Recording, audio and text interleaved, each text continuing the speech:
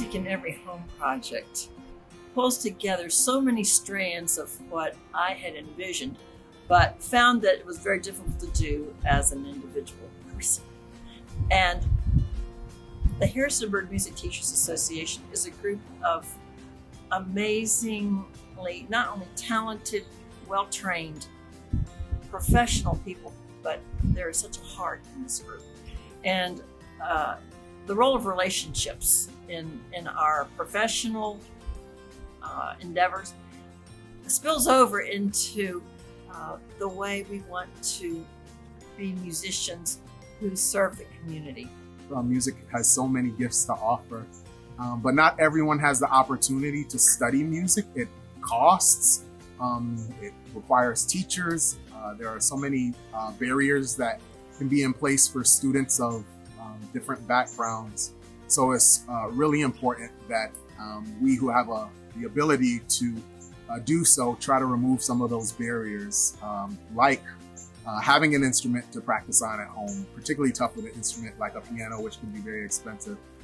My name's Dave Jewell, and I'm here in sunny Buena Park, California. We're at the headquarters of Yamaha Corporation of America in Buena Park. And I'd like to introduce my co-host for today. Hi, my name is Eunice Brambila, and I help Dave, the very talented Dave, with Yamaha Cares and the Upcycle program. Our mission as part of Yamaha Cares is committed to fill the hearts and minds of individuals, specifically nonprofits, and help them create or play music. And that just segues right into what the Yamaha Cares Upcycle program has done to help the Harrisonburg Teachers Association. They reached out to us through our Yamaha Cares application process, and really we figured that the Upcycle program was a perfect fit for their Music in Every Home project. Music in Every Home is an initiative by the Harrisonburg Music Teachers Association to ease some of the access barriers to music education from underserved members of our community in Harrisonburg and Rockingham County. We aim to provide a musical instrument and sponsored lesson time on that instrument to 25 K-12 students by 2025. So you want to tell them about the Upcycle program? Sure.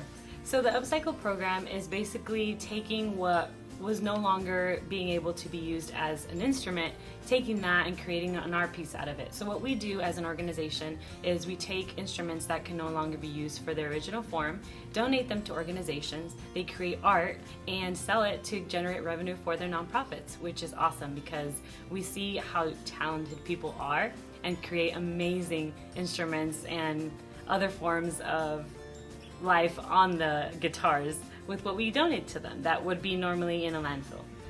I want to thank the music teachers for including us with it.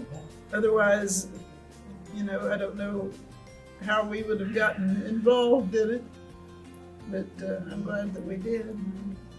I agree, and a huge, huge, huge thank you to Yamaha. Yeah. Wow, what a generous organization, and I hope they enjoyed the results of what we came up with. Right. What were the initial sort of reactions when you first heard about the guitar opportunity? What came to your mind? Like, what was that like? Wow, this is so fun. Yeah, right. We thought it was a neat idea. Immediately thinking of things we could do with guitars other than play them. It was something that quickly captured our imagination. It was different. It was a project that could be spread out over 30, 40 artists, so we weren't just doing the whole thing.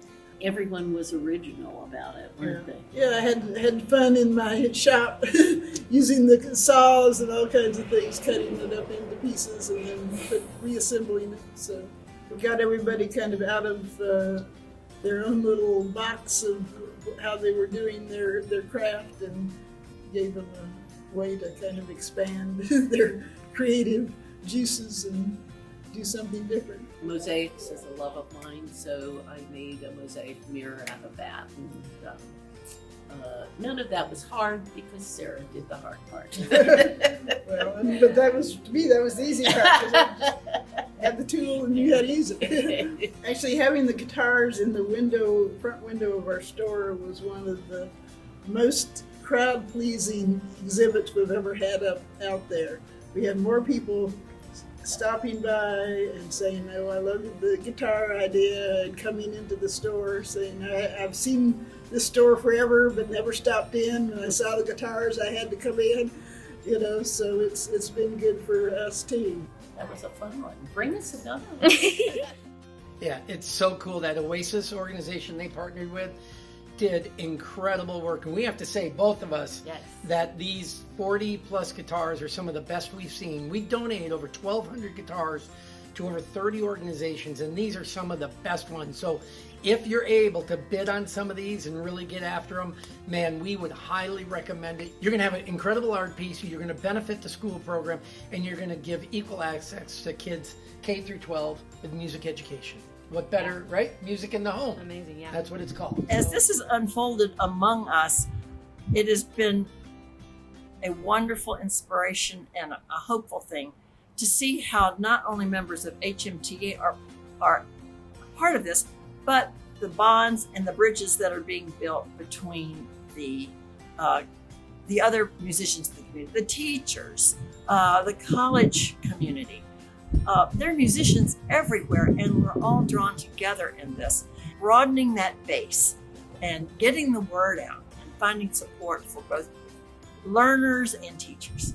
So this project is just amazing in its sort of ability to connect with other organizations to try to remove some of those barriers and ultimately give all of our kids the chance to study music, which can be something that's just valuable for a lifetime, whether you want to go into it as a profession or just for your soul, just for your own sort of edification too and community. It's a gift that is beyond value. And when you have such a wonderful gift, you want to share it and use it for all of us it's a win-win. So that's why I am really excited about the Music in Every Home project.